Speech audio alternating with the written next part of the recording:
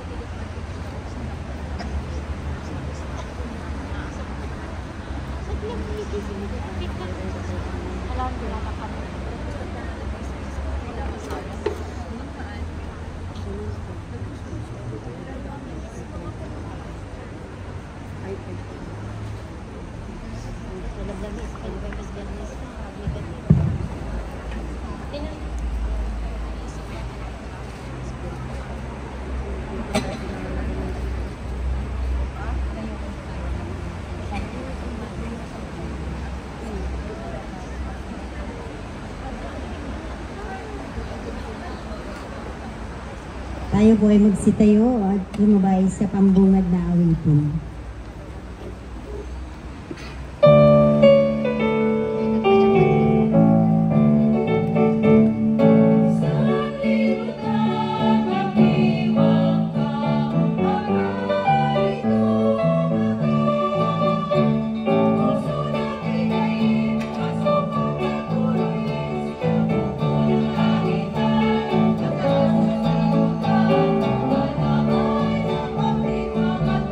Bye.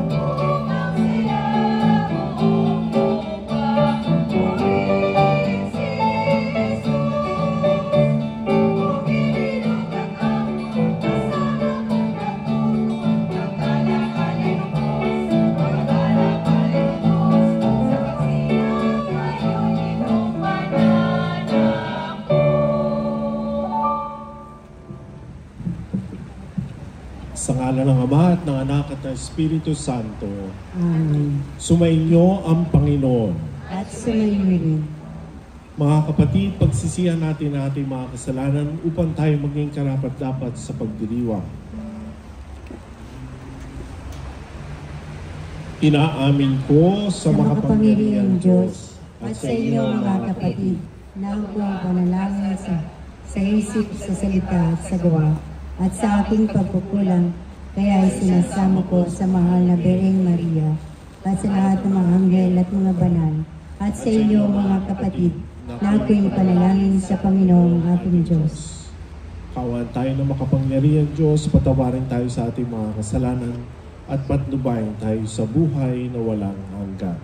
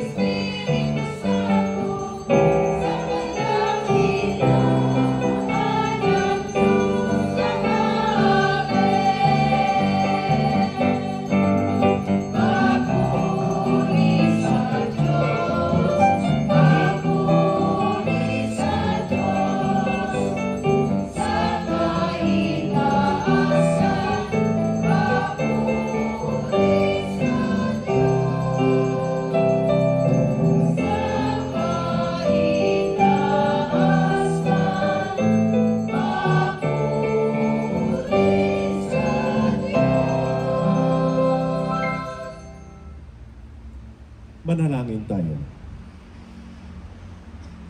Ama namin makapangyarihan, kami dinulutan mo ng kagalakan sa paghihintay namin taon-taon sa aming kaligtasan. Ang iyong bugtong na anak ay naparito upang magligtas, ay amin ngayong tinatanggap ng buong galak sa kanyang pagdating upang maghukom.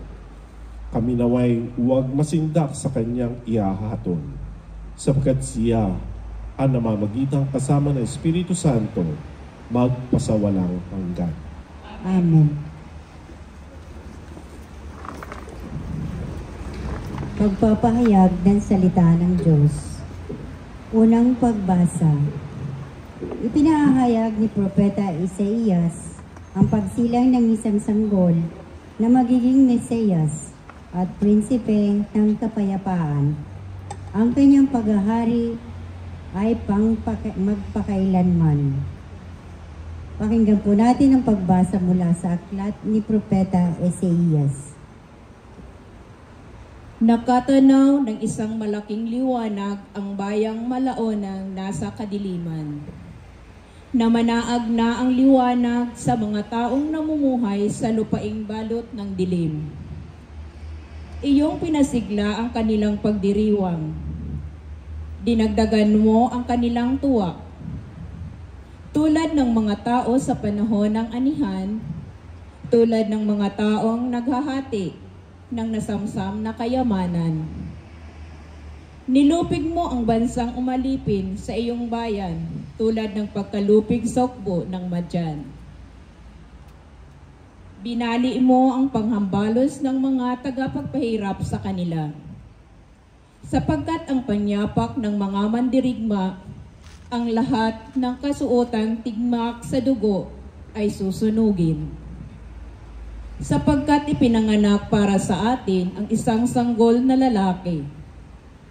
Ibinigay ang isang anak sa atin at siya ang mamamahala sa atin. Siya ang kahangahangang tagapayo, ang makapangyarihang Diyos, walang hanggang Ama, ang prinsipe ng kapayapaan. Malawak na kapangyarihan at walang hanggang kapayapaan ang ipagkakaloob sa trono ni David at sa kanyang paghahari upang matatag ito at papanatilihin sa katarungan at katwiran ngayon at magpakailanman. Isasagawa ito ng makapangyarihang Panginoon. Ang salita ng Diyos. Salamat sa Diyos. Salmong tugunan. Sa atay sumilang, ngayon manunubos, Kristong puon. Sa atay sumilang, ngayon manunubos, Kristong puon. Purihin ang Panginoon, awitan ng bagong awit. Ang puon ay papurihan nitong lahat sa daigdig. Sa atay sumilang, ngayon manunubos, Kristong puon. Awitan ng Panginoon, ngalan niya ay purihin. Araw-araw na ginagawang pagliligtas ay banggitin. Kahit saan ipahayag na ang puon ay dakila, sa madla ay ipahayag ang dakila niyang gawa. Sa atay sumilang, ngayon manunubos, Kristong puon. Lupa't langit ay magsaya, umugong ang kalaliman. Lahat kayo na nilikhang nasa tubig ay magdiwang. Ang bukirin at ang lahat na naroon ay sumigaw. Pati ang punong kahoy, nagalak, ay mag-aawitan. Sa atay sumilang, ngayon manunubos, Kristong puon. Ang puon ay pupurihin pagkat siya ay daratal. Paririto sa daigdig upang lahat ay hatulan. Tapat siya kung humatol at lahat ay pantay-pantay. Sa atay sumilang, ngayon manunubos, Kristong puon.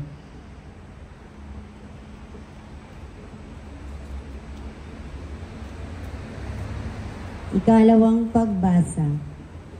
Hinihikaya tayo ni San Pablo na mabuhay ng matuwid at tapat sa mga utos ng Diyos bilang tugon sa kanyang kagandahang loob Pakinggan po natin ang pagbasa mula sa sulat ni Apostol San Pablo kay Tito.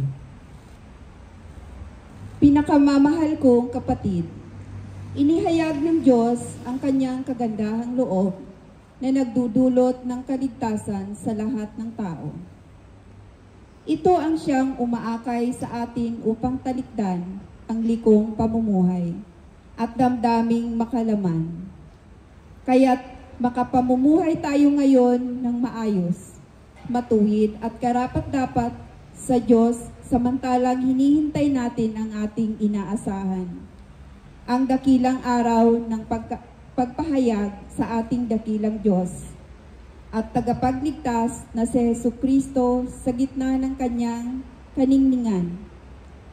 Ibinigay niya ang kanyang sarili upang iligtas tayo sa lahat ng kalikuan at linisin para maging kanyang bayan na nakatalagang gumawa ng mabuti.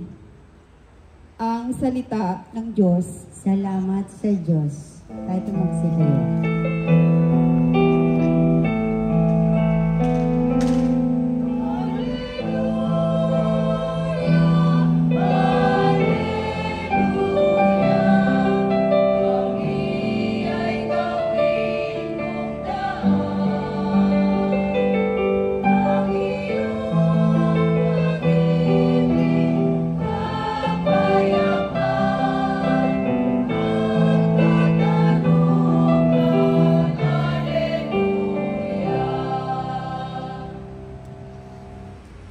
Ito'y balitang masaya, manunubos, sumilang na sa ating Kristo. Puon siya.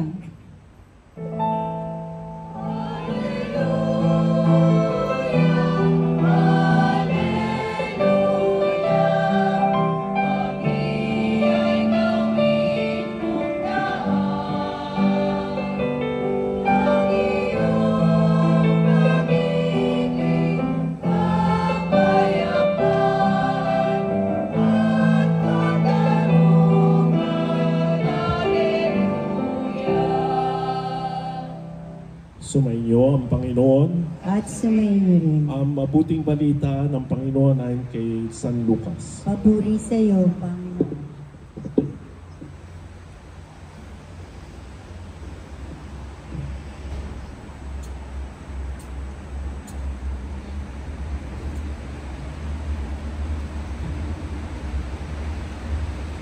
Noong panong iyon, iniutos ng Emperador Augusto na magpadala lahat na nasasakupan ng imperyo ng Roma.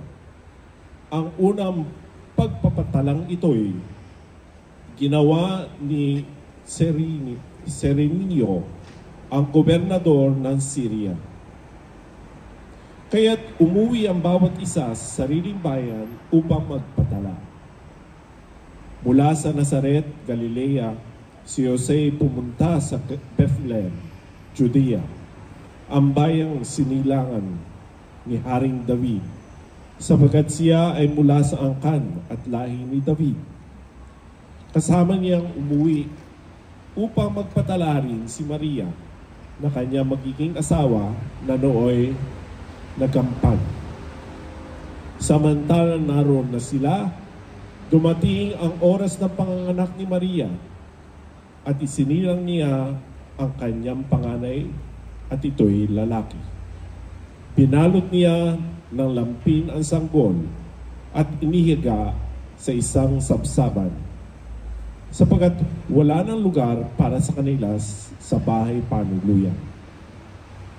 Sa lupain ding yaon ay may mga pastol na nasa parang, nagpupuyat at sa pagbabantay ng kanilang mga tupa.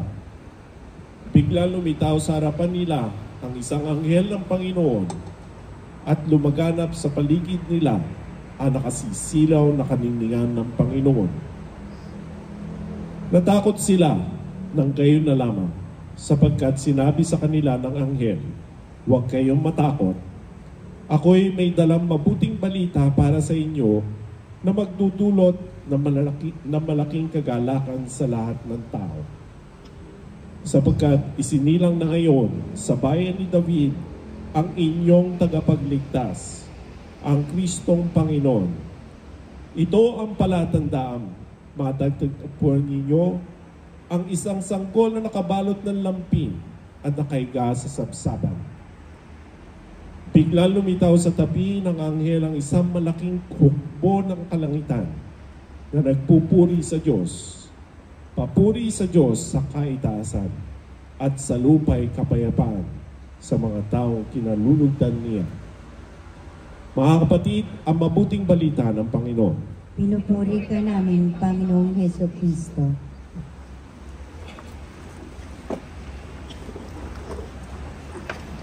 Okay. Narinig ako sa likod. Nako, pakitas ng kamay kung narinig ako sa likod. Yan. Okay, good. Merry Christmas sa inyo. Ha? Talagang feel na feel niyo ang Christmas, ha? Balot na balot, ha? Kahit yung regalo, huwag nyo na ibalot. Okay rin lang, ha? So, napakagandang panahon nito sapagkat talagang ramdam na ramdam natin ang espiritu ng Christmas. Malamig, no? Pero ngayon, isa sa magandang nakita natin sa pagbasa ay ang patotoo ng ating Panginoon ay tunay ngang isinilang. Ano? Alam niyo, napakahalaga nito para sa ating pananampalataya. Kasi kung ang Panginoon natin ay alamat, hindi totoo, sabi-sabi lang, eh bakit pa tayo narito? Kung kaya nga't napakahalaga ang patutuo ni San Lucas tungkol sa kanyang kapanganakan. At maganda makita nga natin kung ano nga ba yung patutuo niya. Ang patutuo niya is very historical people.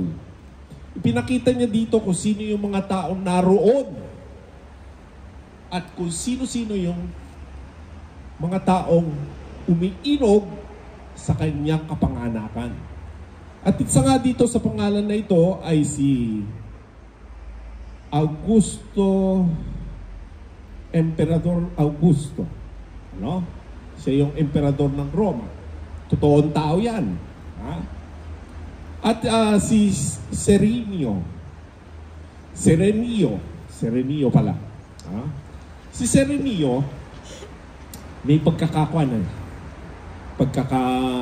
hindi kaintindihan dito sa panahon ng Panginoon ng kanyang kapanganakan. Alam niyo ba kung kailan pinanganak si Jesus?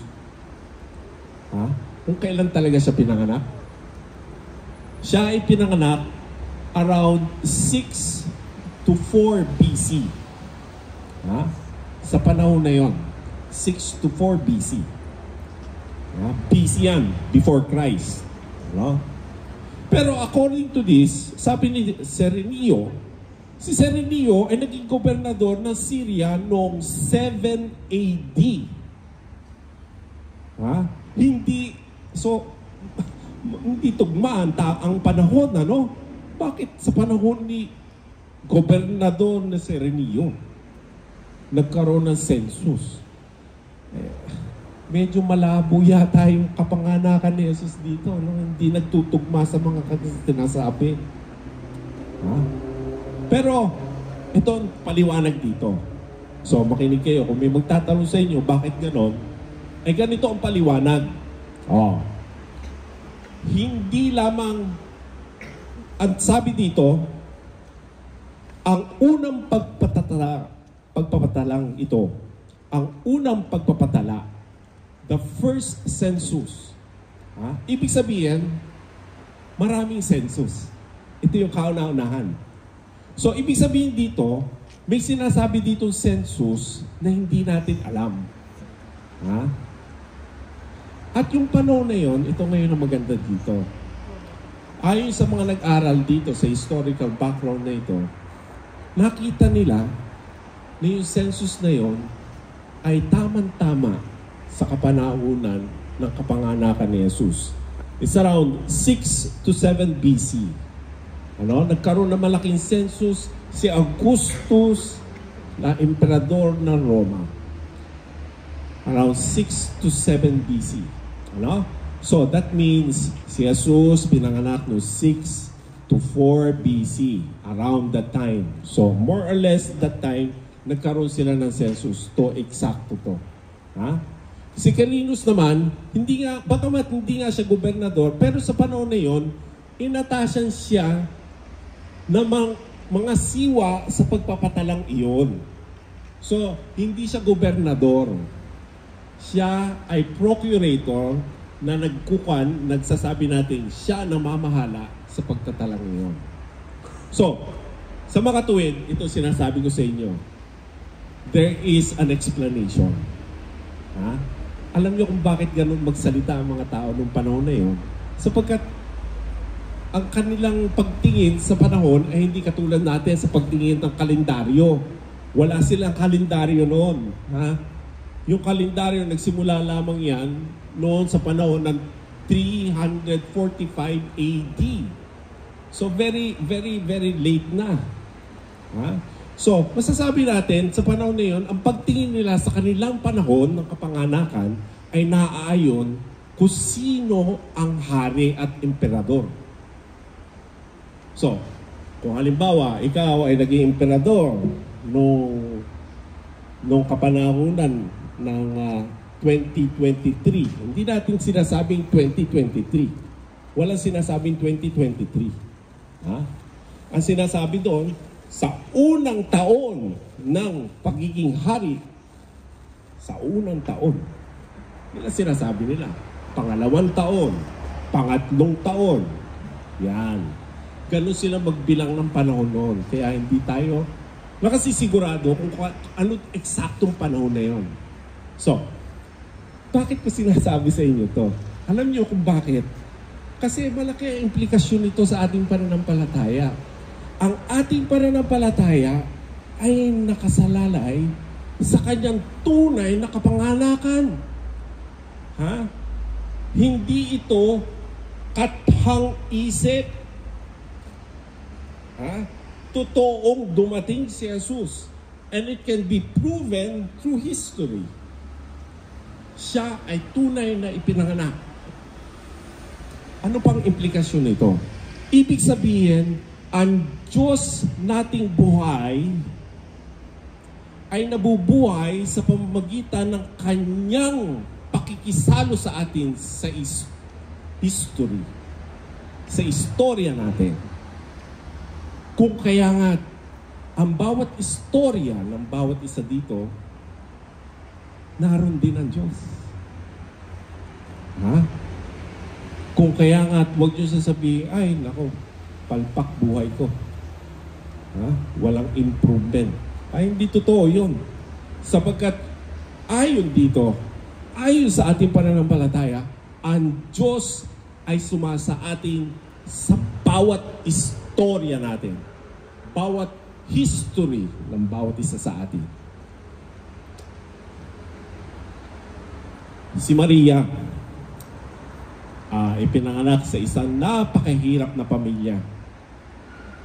May 6 siyang kapatid, tatay at ama. Ang tatay ay isang magsasaka. At ang tatay lamang nila bumubuhay sa kanila kasi yung nanay niya busy-busy sa gawaing bahay. At anong nangyari? Yung tatay niya nakagat ng lamok. Namatay kasi may malaria.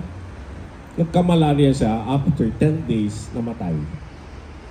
So, sinong bubuhat ngayon sa pamilya nilang 6? Si Maria at yung 5 niyang kapatid. Ang inay niya lamang ang bubuhay sa kanila. At dito nagsimula ang storya ni Maria. Sapagkat yung nanay niya, ang siya naging katuwang ng kanyang tatay sa pagtatrabaho sa bukid. Pero si Maria bilang isang dalagita, 14 years old, ay namataan ng isang lalaking nagngangalang Alessandro. Si Alessandro, nagkaroon ng masamang mitiin sa dalagita. At ito ay kanyang kinukutya, niloloko niya. At dahil kinukutya siya, niloloko, umalis kagad yung si Maria. Iniiwasan niya itong lalaking to kasi napakasama. Okay? Eh, habang ginagawa yun, natutuwa lalo si Alessandro. Ha? Nagpatuloy siya hanggang sa panahon na nagkaroon siya ng chance. Wala yung nanay niya, mga kapatid niya, nag-iisa yung dalagita sa bahay.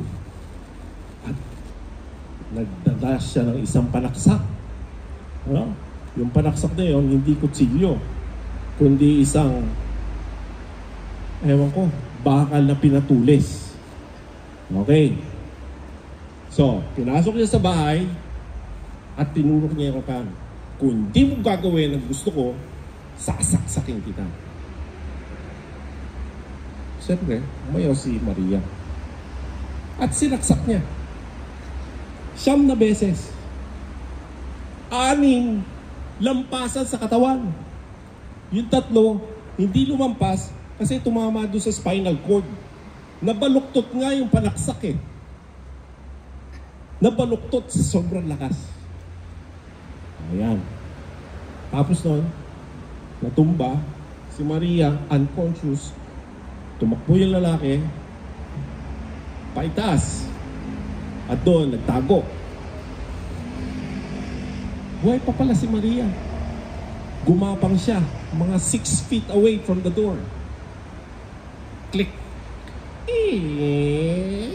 Nabuksan yung pintuan. Narinig ni Alessandro. Biglang bumaba. Buhay ka ba? Ito pa ang 5. At ito, grabe. Kasi sinaksak siya sa may tiyan. Ano? Yung, alam niyo yung appendicitis, kapag nagkaroon kayo ng appendicitis, ano? Di ba delikado yun? Delikado yun kasi nakalalason kapag lumabas yung kwan. Eh, ganun na nangyari sa kanyang katawan. Lumabas yung kwan kasi sinaksak doon niya. Okay.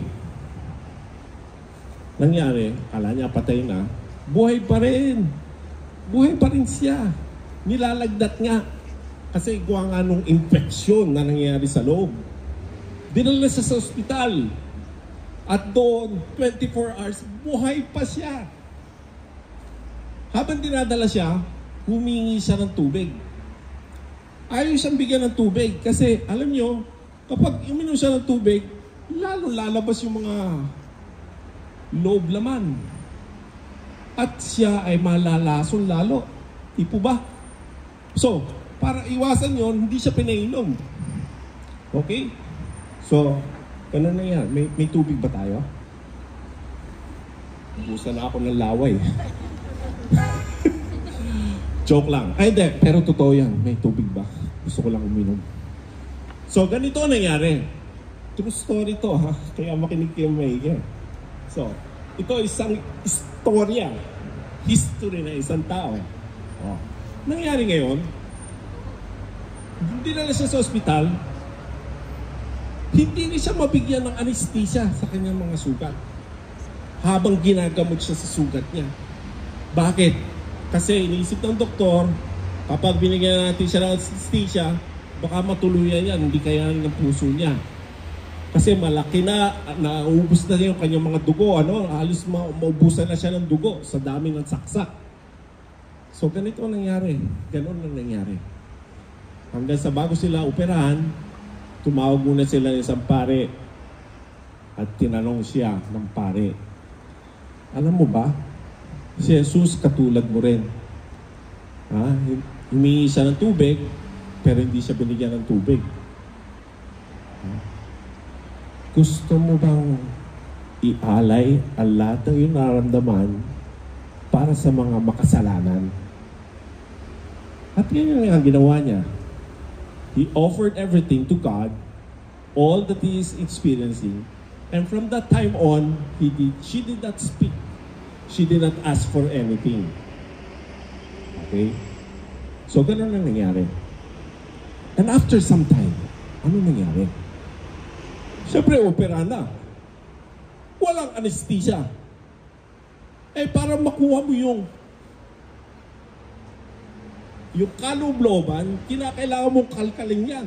Di po ba? So, nilakyan pa yung sugat niya At lahat ng yun, nararamdaman niya.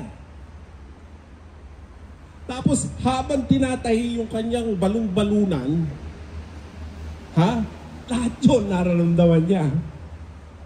Hanggang tinahiyan siya, pero nagkaroon na internal hemorrhage. So hindi rin siya tatagal, ano? At hindi nga siya nagtagal, namatay din siya. Pero I could just imagine all those pain, ano? Birin mo yon. Tapos noon, nung namatay siya, siyempre hinuli yung sumaksak sa kanya. Aba, ito pa nakapagtataka dyan.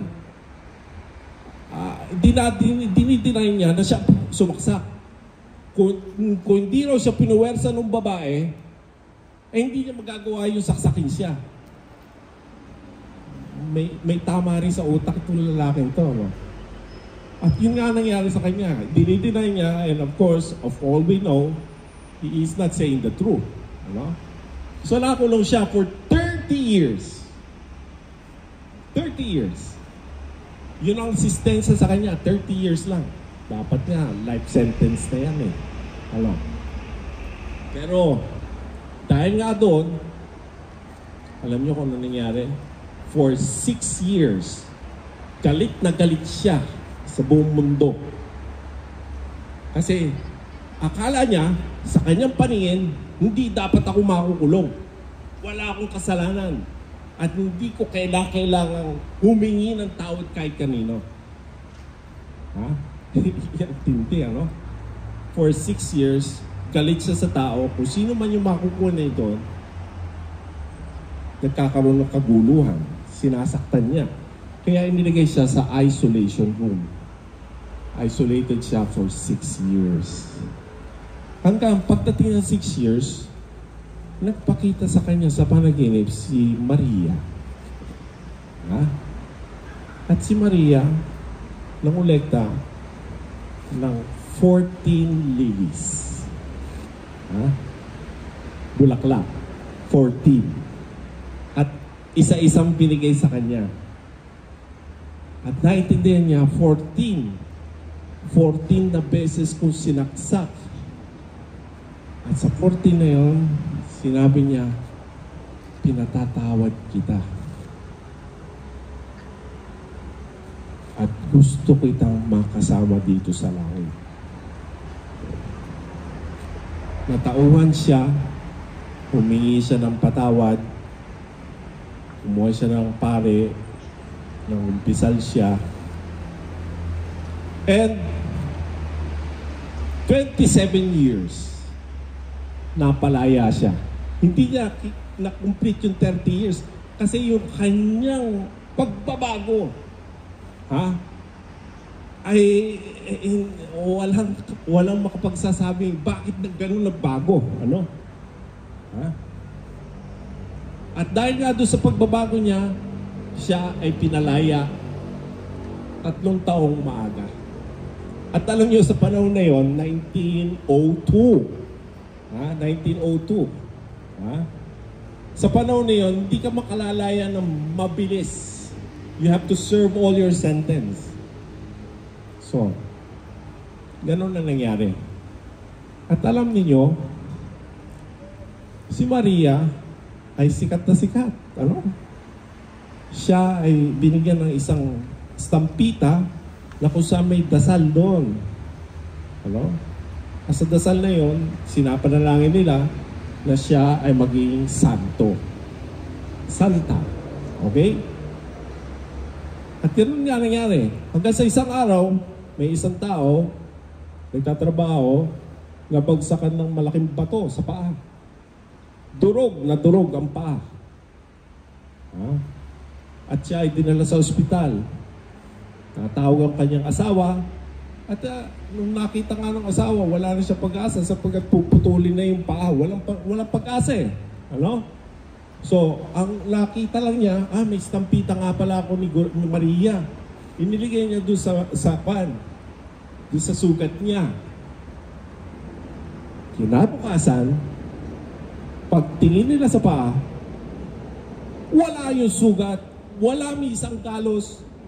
Ang kanyang paa buong buo, walang problema. And the time for canonization ni Maria.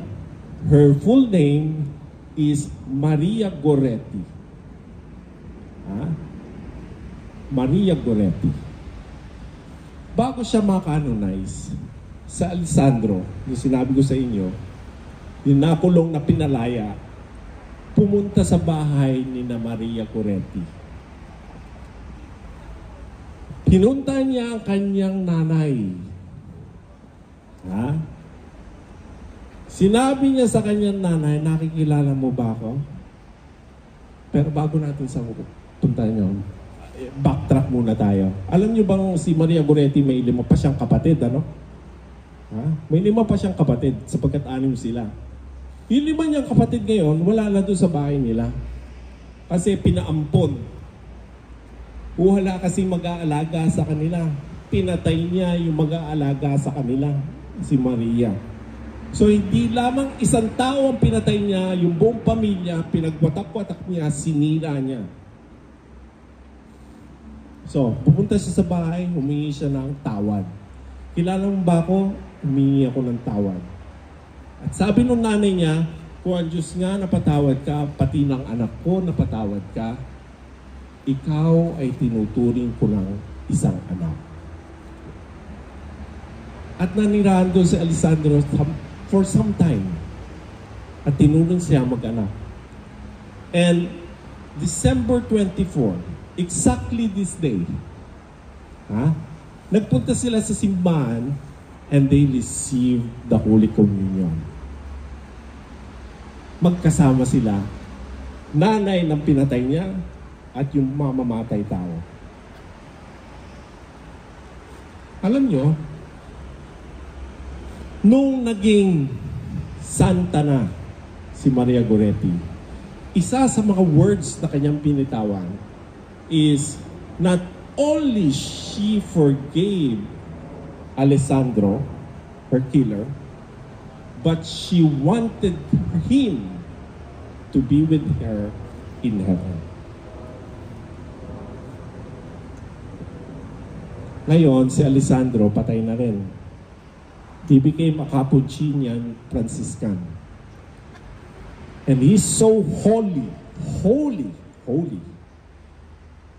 that he is now on the way for his own beatification. He will soon to become a saint. Just because there is Maria who is willing to forgive and choose to become holy. This is a story of just a fraction of all of us here. We all have our own stories. The historicity of Jesus is so important for us. Siya ay totoo. And He works with us and in us, in our own stories. Let's give it a try. Try to forgive. Try to let go of the sins that you might find difficulties. Subukan natin. At siguro, papasok sa atin ang spirito ng Pasko. Ang tunay na Pasko na inaasam natin. Sapagkat sa panahong ito, ang Panginoon ay tunay na buhay. Siya ay nananatili sa bawat isa sa atin at siya ay gustong mamalagi sa atin. Bigyan natin ng pagkakataon ang ating sarili na tanggapin ng Panginoon katawan at dugo. At sa ganon, magkaroon ng tunay na pagbabago sa ating buhay. Magsitayo lahat. Sumasampalataya ako sa Diyos sa mga Espiritu makapangyarihan sa lahat, na may gawa ng langit at lupa. Sumasampalataya man ako kay Yesu Kristo, isang anak ng Diyos, Panginoon nating lahat, nagtatawang tao, Magsiluwad ang lahat. Santo. Magsiluwad ang lahat.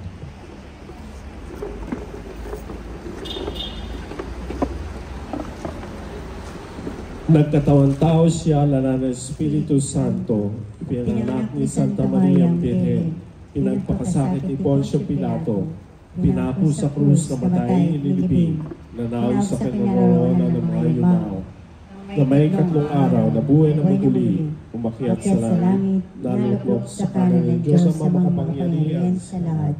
Doon magmumula ang paririto at hukom sa nakabubuhay at namatay na tao. Sumasampalataya naman ako sa Diyos Espiritu Santo, sa banal na simbahang Katolika, sa kasamaan ng mga banal, sa kapatawaran ng mga kasalanan, sa pagkabuhay ng maguling, matay na tao, at sa buhay na walang hanggan. Amen. Ngayong gabi, ilapit natin sa mapagpalang Ama ang ating mga panaghoy, mga pangarap at mga inaasahan. Taglay ang matinding kagandahan dulot ng pagsilang ng kanyang bugtong na anak na si Jesus. Sama-sama tayong manalangin. Panginoon, tingin mo ang aming panalangin. Panginoon, tingin mo ang aking panalangin. Matutunan nawa muli ng mga pinuno ng simbahan ang payak na pamumuhay katulad ng kay Jesus na tumupad sa kalooban mo, Ama, sa lahat ng oras. Manalangin tayo. Panginoon, tingin mo ang aming panalangin. Maghari nawa ang kapayapaan sa lahat ng bansa, gayon din sa aming mga tahanan at sa aming mga puso. Manalangin tayo.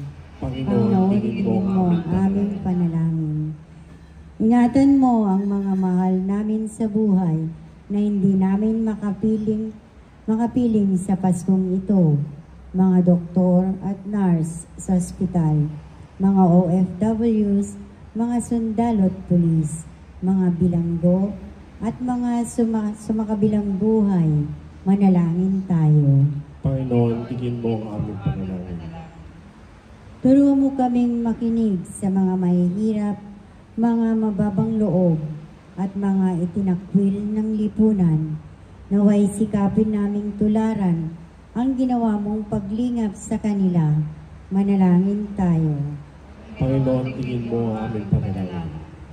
Tuluyan nawang lumigaya sa piling mo, O Diyos, ang mga kapatid naming namayapa na. Manalangin tayo. Panginoon, tingin mo ang aming panalangin. Sa ilang sandali ng katahimikan, ating ipanalangin ang iba pang mga pangangailangan ng ating pamayanan, pati na rin ang ating pansariling kahilingan.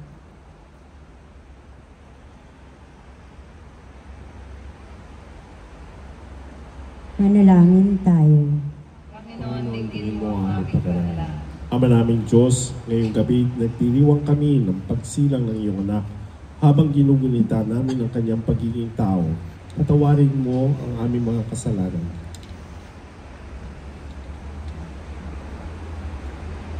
At ihatid mo kami sa pagkapayapaang walang wakas. Hiniling namin ito sa ngalan ni Kristo ang aming Panginoon. Amen.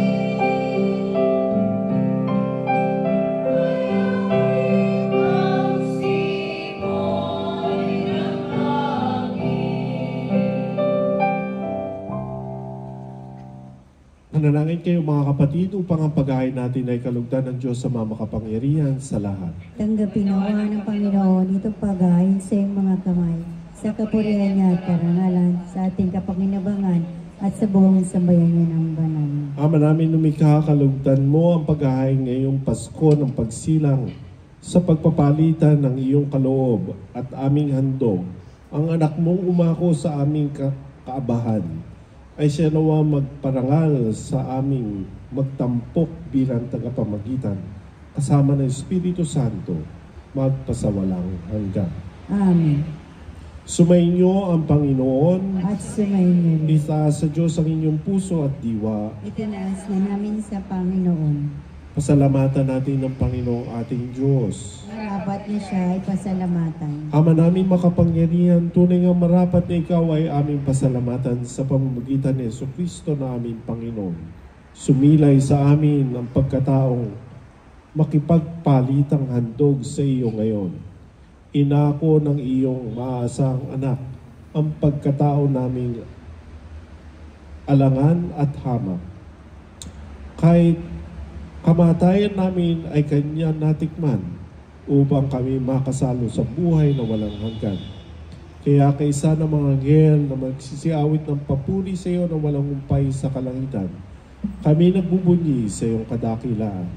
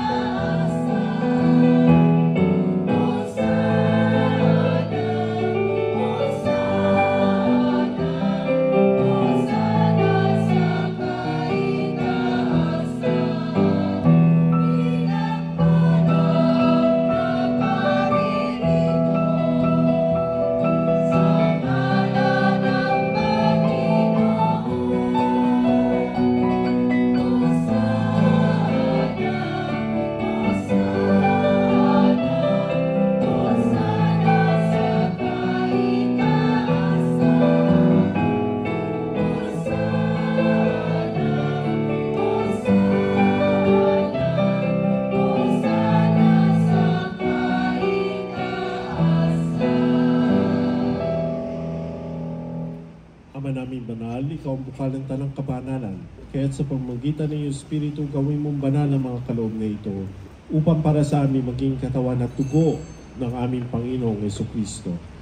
Bago niya pinagtiis ang kusang loob na maging handog, ginawa kaniya ang tinapay, pinasalamatan kanya, pinaghati-hati niya iyon, ninabot sa kanyang mga alagad at sinabi, "Tanggapin ninyong lahat ito at kanin. Ito ang aking katawan na ihahandog para sa inyo."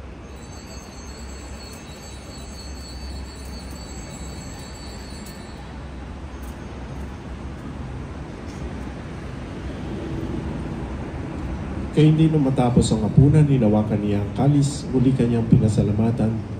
Inabot niya ang kalis sa kanyang mga alagad at sinabi, "Tanggapin niyo lahat ito at inumin. Ito ang kalis ng aking dugo, ng bago't walang hanggang tipan. Ang aking dugo na ibubuhos para sa inyo at para sa lahat, sa ikapagpapatawad ng mga kasalanan. Gawin niyo ito sa pag-alala sa akin."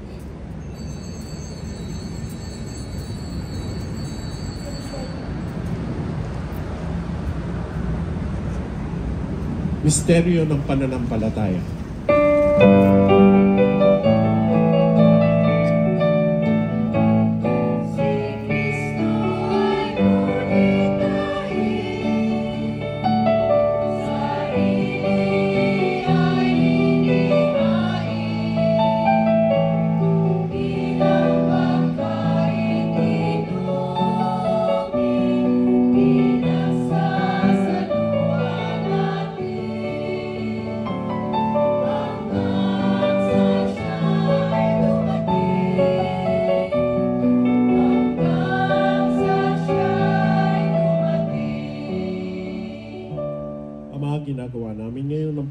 sa pagkamatay at muling pagkabuhay ng iyong anak.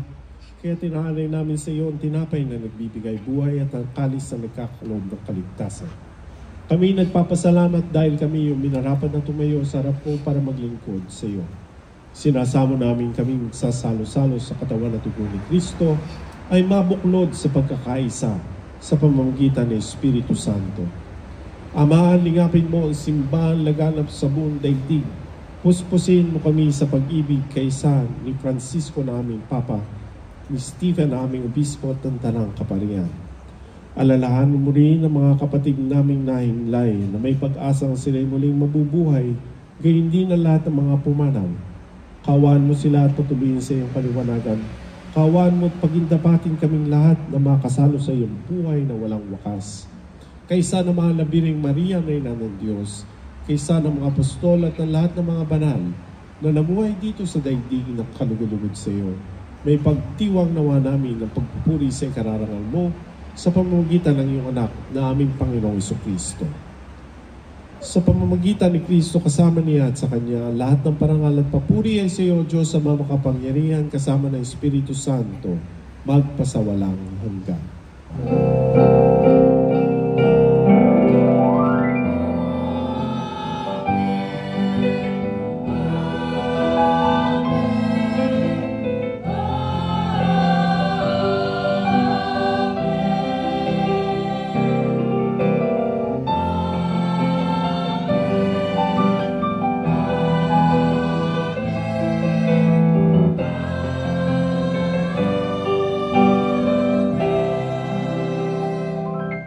Tagubilin at kagagaling at utos sa turo ng ating Panginoon, sabay-sabay nating italangin.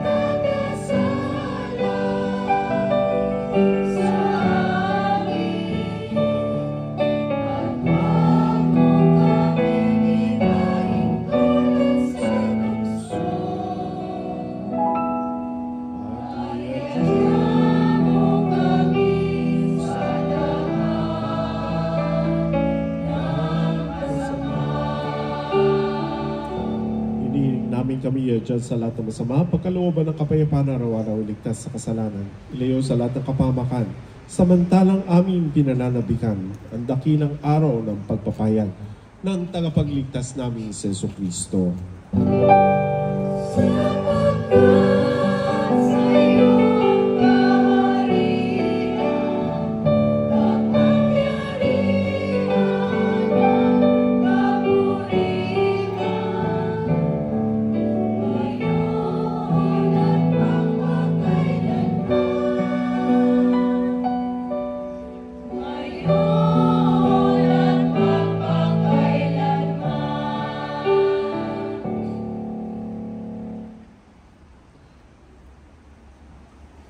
Panginoong Jesucristo, sinabi mo sa iyong mga apostol, kapayapaan ang iniwan ko sa inyo, ang aking kapayapaan ang inibigay ko sa inyo. Tunghayan mo ang aming pananampalataya at huwag ang pagkakasala, pagkalooban mo kami ng kapayapaan na araw-araw at pagkakaisa sa iyong kalooban, kasama ng Espiritu Santo, magpasawalang hanggan. Amen. Sumainyo ang Panginoon. At sumainyo rin. Magbatihan tayo ng kapayapaan sa isa't isa. Kapayapaan.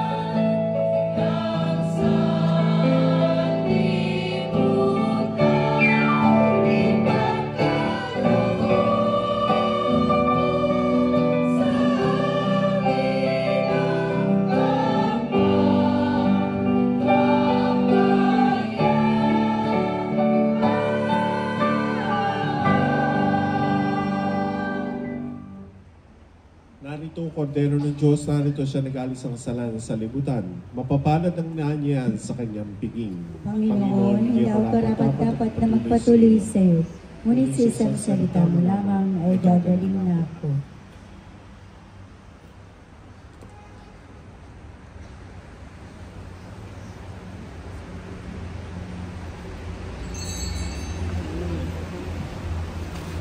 Sa ating pong pagtanggap, maaari po lamang alisin po natin ang ating sombrero o bonnet. Maraming salamat po.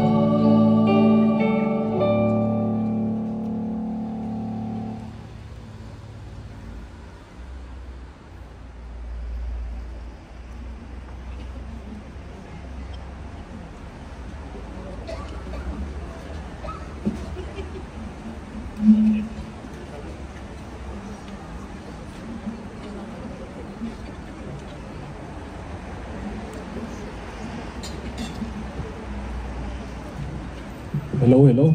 Narinig niyo ako? Yung nasa side doon. Narinig niyo ako? Huwag muna kayong tumayo. Masyado kayong... kanina sa kwentong binigay ko sa inyo kanina, sana nakikinig kayo Kasi totoong storya yon. Nangyari talaga yon. Ngayon, para sa akin, personally, isang bagay ang nakastruck sa akin. Hindi yung sinaksak siya ng 14 times, Bagamat isang napakalaking sakripisyo ngayon. Pero isa sa pinakamalaking kababalaghang nangyari ay yung si Alessandro. At the beginning, hindi siya walang malis at parang walang kasalanan, Hindi niya makita yung kasalanan niya. He's so hardened with his sin. Pero napagbago ng Panginoon. And now, he is being prepared for canonization. Doon ako nabilib. Kasi, walang imposible sa Diyos. Ito talagang walang imposible. Sapagkat, ano ba naman yung yumaman ka, yan ang hinihingi mo kay Lord. Mangyayari yan. Magkaroon kayo ng kaunting kahanap buhay. Mangyayari yan. Hindi yan yung malaking milagro mangyayari sa buhay ninyo. Ang pinakamalaking milagro mangyayari sa ating buhay ay yung mabago natin ang ating sarili. And for Alessandro, 6 years. 6 years. Isolation. Hindi mabagong kanyang isipan. Wala siyang kasalanan. Sinisisi niya si Maria. And this is the miracle. God touches the heart of Alessandro and he changed. It is God who converts. It's not the priest. It's not someone else. It's God who converts us. And without Him being born into our hearts, we can never hope to change ourselves. So, my challenge for you, my dear brothers, make this Christmas the most meaningful way. Open your hearts to Christ. Let Him enter and change your heart. Lamb of God, who takes away the sin of the world. We say that. What is that sin in our heart that we are so fed up because we aren't able to approach our Lord? So, encouragement, open your hearts. God can do much more than what you could think. He could do more if you allow Him. Please all stand.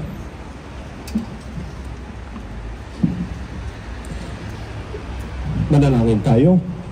Ama namin mapagmahal, sa pagdiriwang namin ng maligayang Pasko, pangindapatin mo kami makasalo sa pamumuhay ng anak mong kalugod-lugod sa iyo bilang tagapamagitan kasama ng Espiritu Santo magpasawalang hanggan. Amen. Sumainyo ang Panginoon. At sumainyo rin. Magsiyuko kayo habang ginagawad ang pagbabasbas.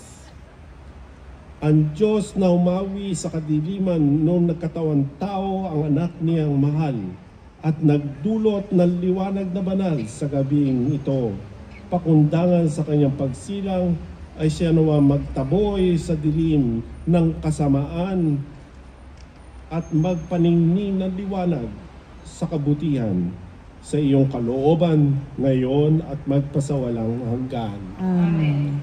Ang Diyos na nagsugo ng anghel para ihatid ang magandang balita ay siya nawa ang pumuspos sa inyo ng tuwa para may ihatid sa tanan ng kanyang mabuting balita ngayon at magpasawalang hanggan. Amen. Ang Diyos na nag-unay, na nag-ugnay ng lupa at kalangitan, ay siya nawang pupuspos sa inyong kapayapaan at kalukuran bilang kanyang katambal na nasa langit niyang kasambayanan, ngayon at magpasawalang hanggan. Amen. At pagpalain kayo ng makapangyarihan Diyos, Ama, Anak, at ang Espiritu Santo. Amen. Tapos na ang misa, taglayin natin ang kapayapaan ni Kristo. Salamat sa Diyos. Merry Christmas sa inyong lahat. Merry Pasko.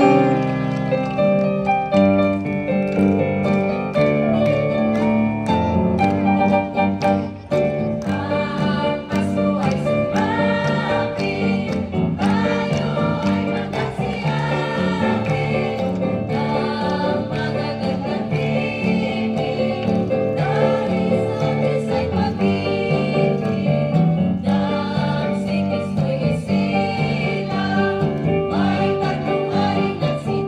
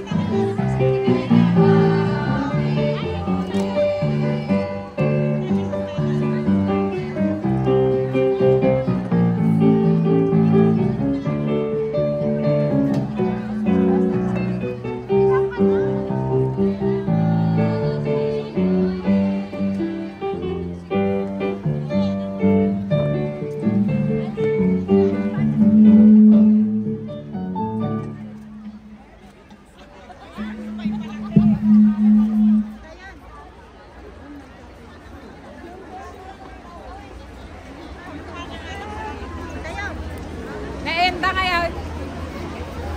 Ayan dan. Nag-digital law. Ang saya.